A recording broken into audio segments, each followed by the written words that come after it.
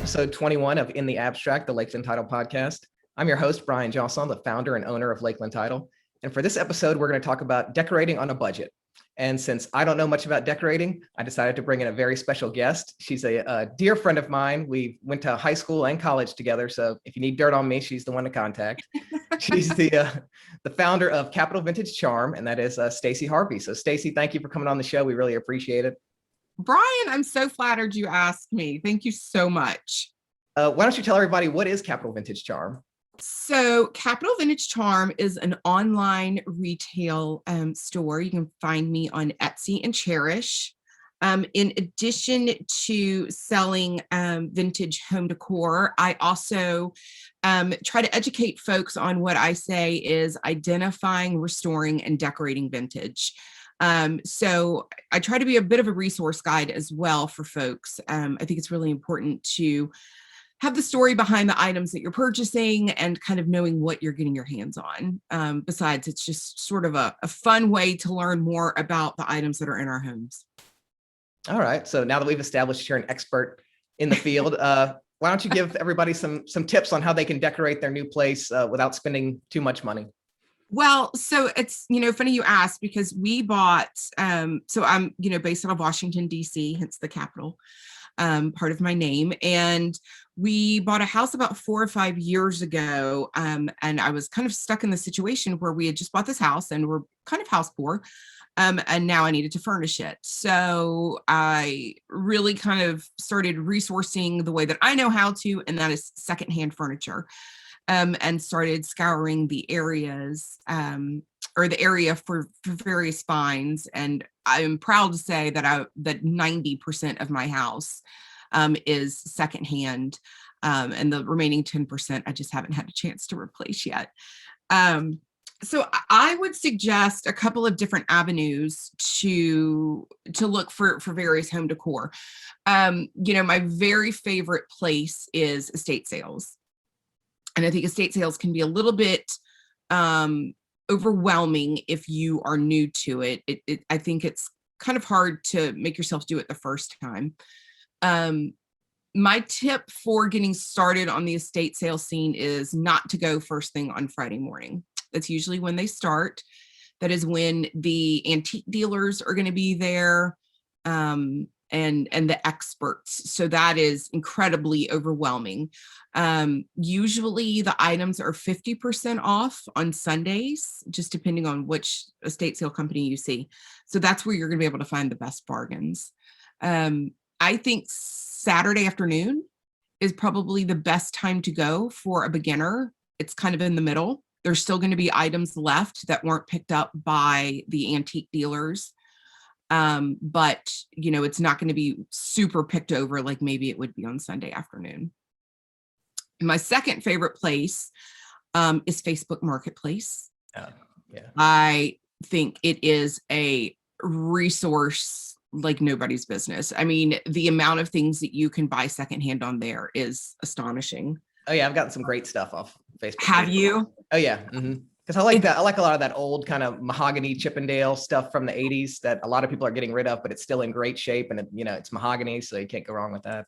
It is. And like the thing that I always tell people is even if you like it and it's pending or it's about to sell or whatever, even if it's already sold, go ahead and save it in your list because the algorithm will learn what you like.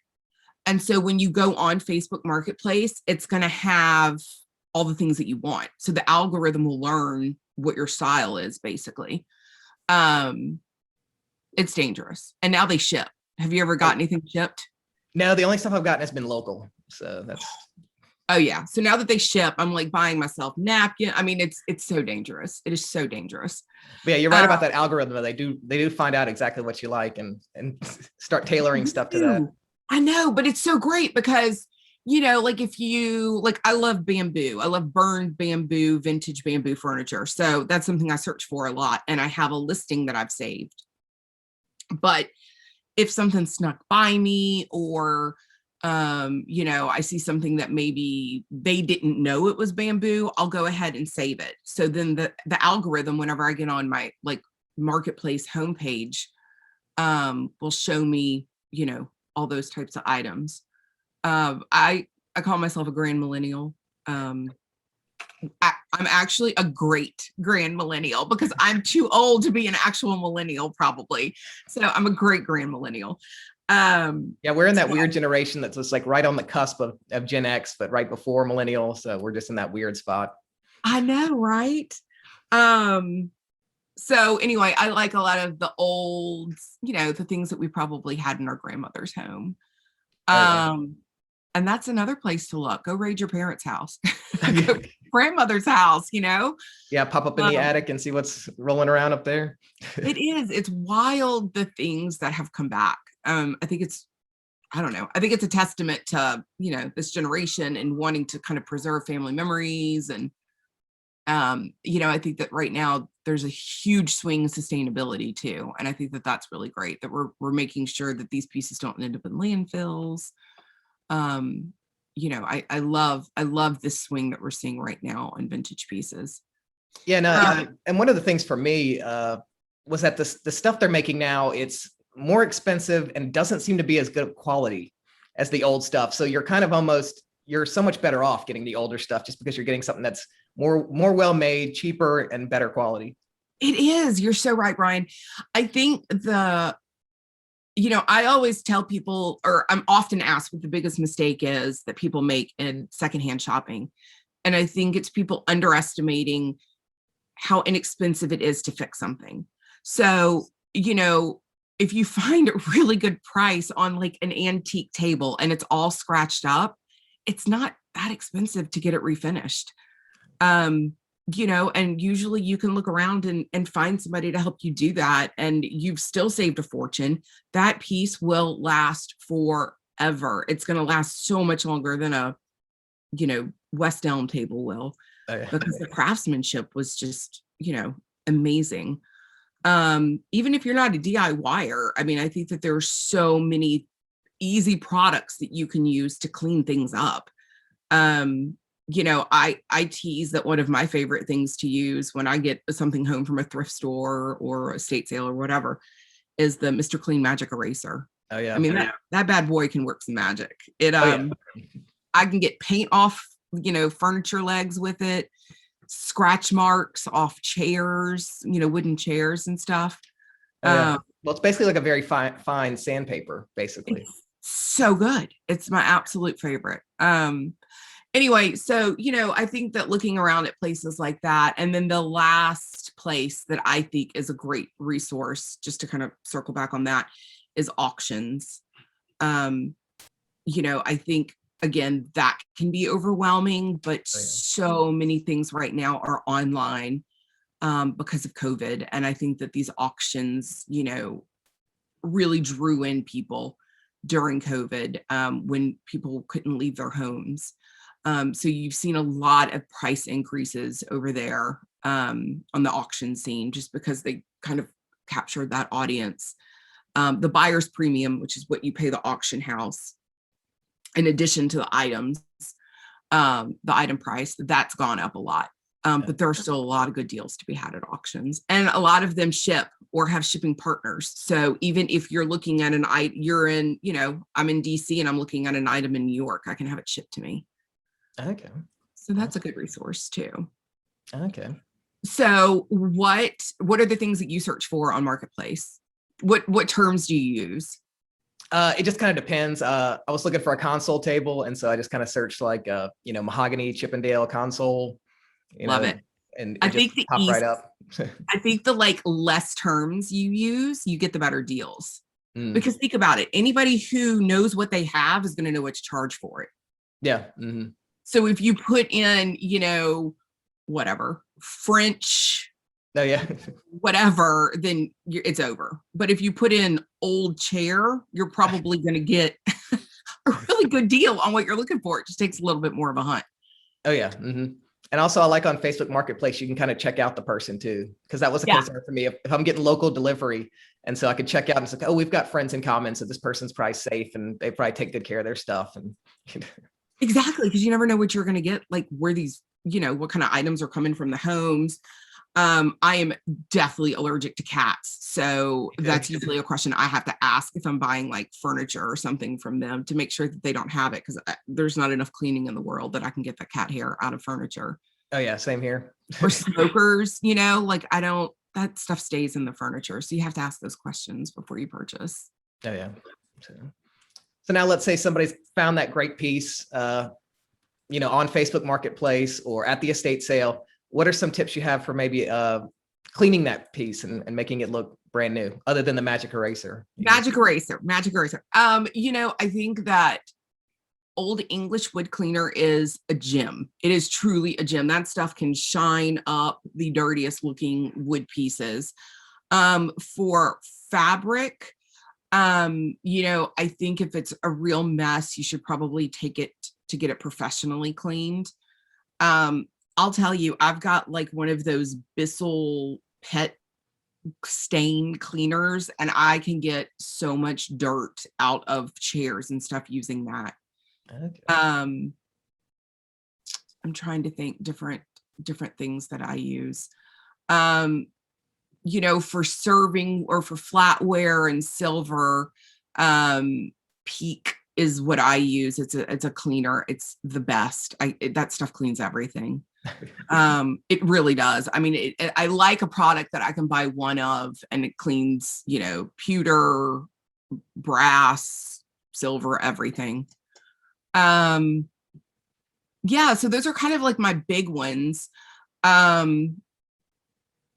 Things like rugs. I think it just depends. Sometimes you really need to smell it before you bring it home. And sometimes you need to get it outside to smell it before you bring it home. So if you're at an estate sale or something and it's small, ask if you can roll it up and bring it outside to give it a quick sniff test. Sometimes you're in the house and you smell the house. And, if there's pet urine on it and things like that, those are kind of harder to get out. So I'm going back through some of the mistakes that I have made in the past. Baking soda is one of my favorite tricks to get odors out of items. So like I will put baking soda down on a rug and leave it for a little bit and it'll absorb some of the odors, and then I go back through and vacuum it. Or if I've done that before too. Yeah, it really works. Oh yeah. And then I'll put like baking soda in a bowl and put it in a drawer if the drawer has an odor in, like, say, a dresser or something. Okay, I hadn't heard of that one. That's a good one. Yeah, that really helps. I love the old smell, like that. I don't know. I like that musty smell. So I don't want to get rid of that. But if it's got, a different odor, or if it's something that you don't want your clothes smelling like that, you might want to try the baking soda trick. Have you ever tried that? I think it's relatively new. It's called Beyond Paint. No, what is that? I think it's either Lowe's or Home Depot. I think they developed it, but it's basically like an all-in-one paint, primer, everything. And basically like all you have to do, you don't have to sand or anything. You just have to like clean a piece of furniture and you put 2 coats of this Beyond Paint on and that's it. It takes care of it. And supposedly I haven't tried it yet, but from what I've seen, it seems to work pretty well and be very easy. So you can, like, in a day or two, you can have a piece completely painted without having to sand and do all that kind of stuff. Oh, that is so nice. It is amazing how far these products have come. I mean, even like when we would help our parents as kids, right? Like wallpaper has come so far. Yeah. And I remember helping my dad redo furniture and stuff. It's amazing that these primers are just as good as they are now. But yeah, supposedly Beyond Paint, you can use it on like laminate, Formica, like anything pretty much. It'll just paint right over it. Now it's a little pricey because of that, but supposedly it's super easy and all you do is just clean the piece and put a couple coats on there and that's it. Saves you time. It saves you time. It's worth the money for sure. That's awesome. I'll have to check that out. I hadn't seen that. I'm not the best at repurpose. Well, that's not fair. I'm old school. I'm not one to like paint a wood piece as much as other people are. I don't know. I'm so romantic about the pieces that I find that I don't want to change it up much. I'm happy to like restore it. But to paint it, is usually, I don't know, there's just something to me about that I can't make myself do it. Oh yeah, but some of that stuff in the 60s and 70s, they went a little out there with the colors. You might, painting it a little bit could help because it still has good lines. That is very true. I actually just bought a couch that I'm in love with at auction for $6. Very nice. And the cushions are down and they are so flat. And so I'm trying to I need to get it over there soon, but I went to an upholsterer to talk to them about restuffing the cushions. And they gave me a couple of different options. Of course, if I stuff it with down feathers again, it's going to be the most expensive. But when you pay $6 for a couch, you can invest a couple $100 in restuffing some cushions. Oh yeah. The fabric is in great shape. There's some stains on it, but I have kids, so that doesn't, we're going to add to them. So, I think that looking at a piece and saying like, it's not in the best shape, but it is only $6. So, investing a couple of bucks here and there, I think is always sort of worth it. Yeah. I mean, for that kind of price, give it a shot and just see what happens. Exactly. Right. They were telling me, and I thought this was interesting. I haven't gotten many things reupholstered or recovered. I mean, it can be pricey. So, I think you need to keep that in mind when you're buying a piece, what kind of work it's going to need and all of that. But, if you get a really good deal, it's definitely worth it. But, I think that being able to talk to different folks too, and getting different estimates is important. It's all about word of mouth, right? Like, oh, yeah. Your mom had somebody that she loved, you use them. Your neighbor just got a new house, you just kind of ask around for different folks for recommendations on. Yeah. I had a couch that was in my dad's office that is now in my office, and I had it recovered, and it was pricey, but it wasn't as pricey as you'd think, because if you searched, for a new piece of the equivalent quality, it was about, within range as buying something brand new. Yeah. Now, I don't know if this is still true, and I haven't looked into this, but one of the tips that I had always been told is to look around at trade schools and prisons, because they teach trades. And a lot of times you can get them, like the student work, they're looking for pieces to recover. So if you bring in your own fabric, you can usually get the work done at a fraction of the cost. I don't know if that's still true, but Angola is down the street. So that's true. No, I hadn't heard of that, but maybe that's something people want to explore. So that's just a little tip that I've always heard is a really good way to kind of cost cut on that way. Okay. The next thing I wanted to ask, is there a difference between something that's vintage and something that's antique? Or are they just interchangeable terms? No, they are not. That's a good question. There's a debate in the community on what the time frames are. Some people say anything that's over 20 years is considered vintage. Anything that is 30 years is vintage. There's, I think, a bit of a debate. Most people say that anything that's about 100 years old is an antique. But again, the time frame, I think, depends a little bit on who you ask. I think it's really interesting when you're trying to date something, how much history will always play a factor into something. So, if you're looking at a piece and you see that it was like, West Germany or something, you can immediately place the time period of when that was. Or, when you're looking at or old globes, if it's marked Soviet Union and USSR and things like that, you can immediately tell, or depending on what some of the countries are called. I always tell people it just never ceases to amaze me. And I know this is sort of silly, but how much history played a factor into home decor in a way that, so much of like that burned bamboo, what is it? The bronze tie flatware that you see everywhere that's so popular, kind of that boho look.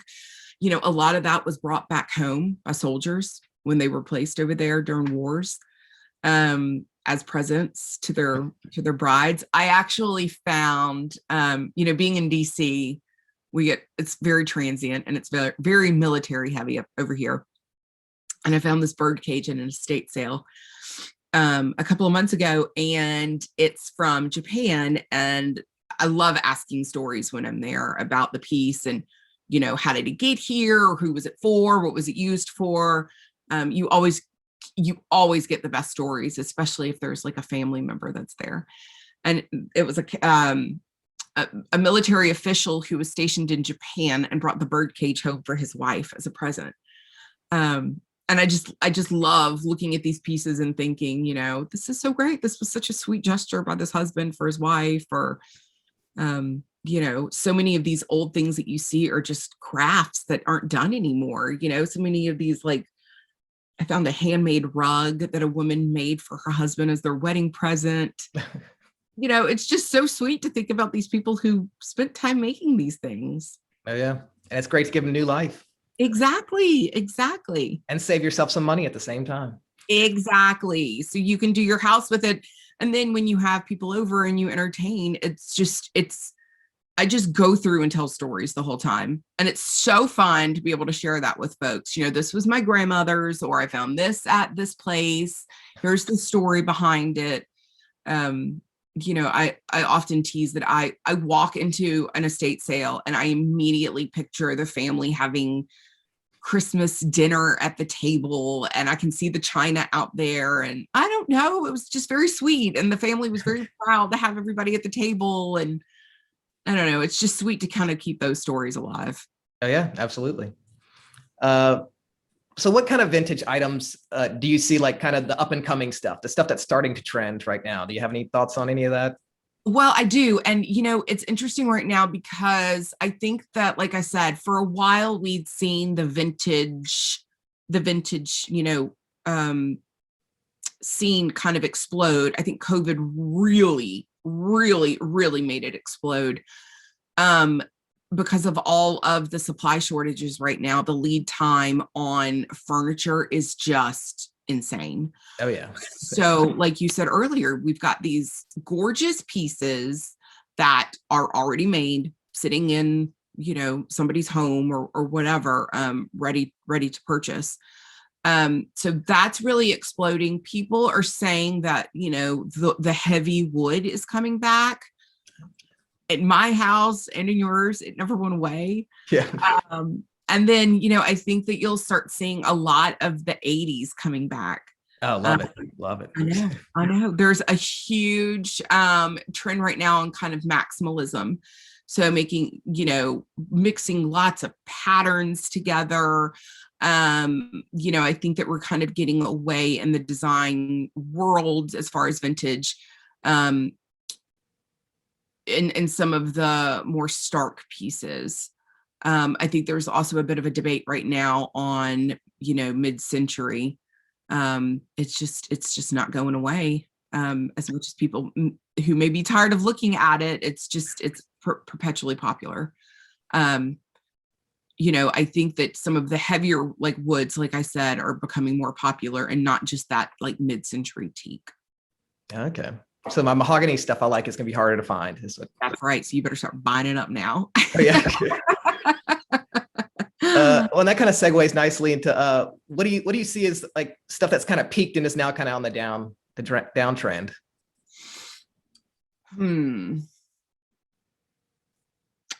I don't know.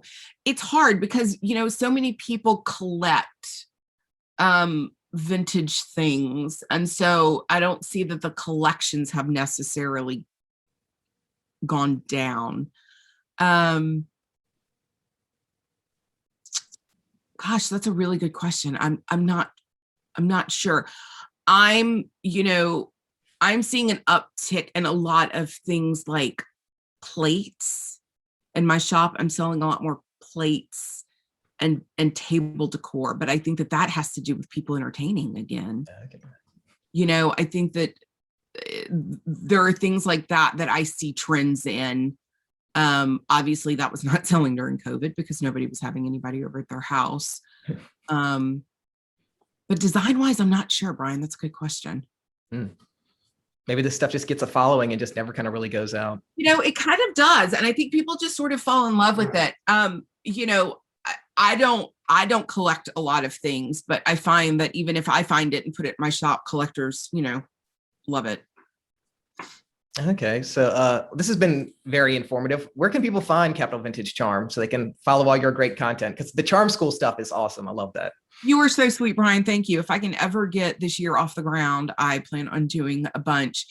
Charm School, for those of y'all listening, is a series that I do where I interview collectors to kind of educate us on their collections. Again, this is part of my kind of mantra to help people identify, restore, and decorate vintage. When you're out and you're at an estate sale, you don't always know what you're looking at. And so I think it's important that we have, people who actually know about this kind of educate us. Anyway, the Charm School series and everything I have on my website, which is Capital with an O, vintagecharm.com. And you can find me at the same name, Capital Vintage Charm, on Instagram. Awesome. Well, thank you. Well, we're going to wrap it up in a second, but stay on because I've got some other things to ask you off air here. But thank you so much for being on the podcast, and we really appreciate it. I know you're very busy, so I really appreciate you taking the time to help us out. Oh my gosh, I'm so flattered you asked. Thank you, Brian. Well, I hope y'all enjoyed that episode. Of course, all the links to find Stacy will be in the description. So if you want to check out her content, which you really should, it's some great content, and I'm not even that into decorating and I enjoy it. So if you're into decorating, you'll really like what she has to offer. And if y'all have any thoughts on the show, just feel free to comment or contact us. If you'd like to send us an email to give us your comments, we're at podcast@brclosing.com, or just feel free to let us know if you have ideas for future shows, things you'd like us to talk about, and we'll see y'all next time.